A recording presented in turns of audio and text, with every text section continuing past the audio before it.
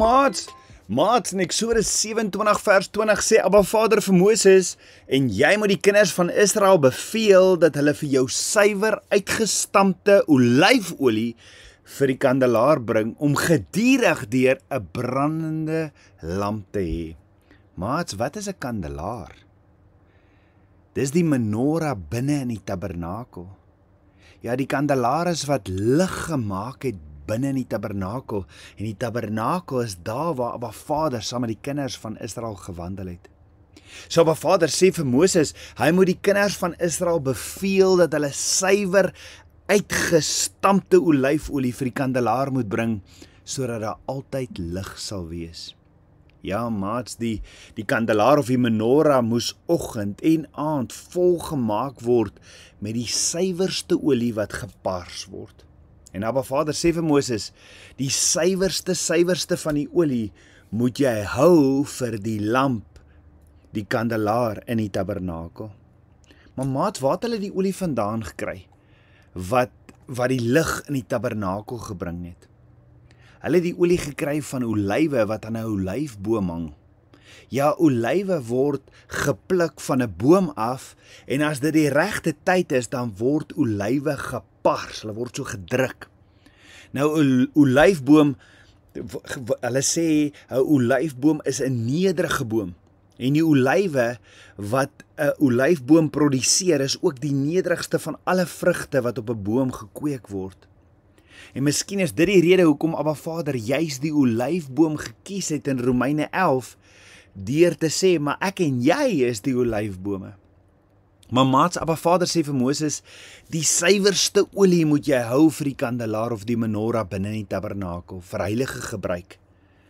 Maar maats, het julle geweet, jy pars 'n olyf 3 keer?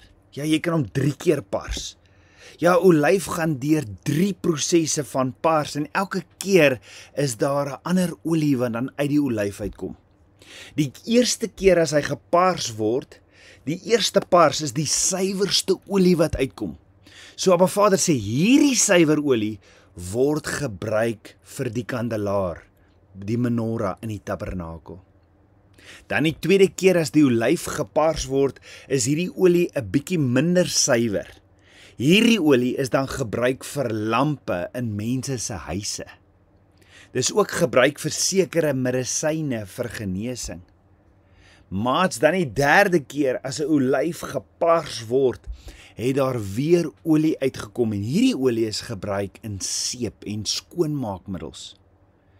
En so sien ons, maats, so sien ons ook vir Yeshua in die manier hoe hierdie olyf gepars is, hoe hierdie olie gepars is uit die olywe. Ja maats, Yeshua was in die tuin van Getsemane die aand voor hy gekruisig is. En raai wat beteken Getsemane? Getsemane beteken olyfpars. Yeshua het in die tuin van Getsemane gaan bid. Nou soos wat daar in die Bybel se tyd olywe gepars het 3 keer, so het Yeshua 3 keer vir sy disippels gesê, bid saam met my. Ja, hy het na sy disippels toe gegaan en gesê, hy sê vir hulle, ek is doodsbenoud, waak saam met my, bid saam met my, en dan gaan hy terug en dan gaan bid hy weer. 3 keer het Yeshua dit gedoen.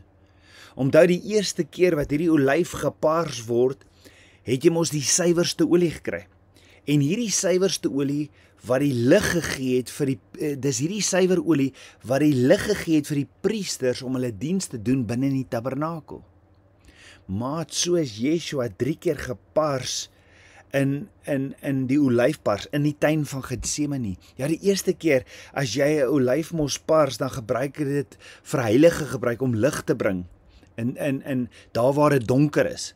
Maats, toe Yeshua die eerste keer vir sy disippels gaan sê, bid saam met my, is Yeshua gepars, en daarom sê Yeshua, ek is die lig van die wêreld. Die tweede keer wat hy olyf gepars is vir die lampe in die huis en vir genesing. Maats, toe Yeshua die tweede keer vir sy disippels gaan sê, bid saam met my, toe is Yeshua gepars, sodat ek en jy sy lig kan wees, en vir ons genesing. Ja, Jesaja 53 vers 5 sê, deur sy wonde is daar genesing. Yeshua is gepaars vir ons genesing en dat ons sy lig sal wees in 'n donker wêreld. Die derde keer wat olyf gepaars is vir reiniging. Ja, maats, toe Yeshua die derde keer vir sy disippels gaan sê, bid saam met my, toe is Yeshua gepaars dat ons ook skoon gewas kan word. Deur die bloed van die lam word ek en jy gereinig. Ons word skoon gewas deur die prys wat Yeshua betaal het.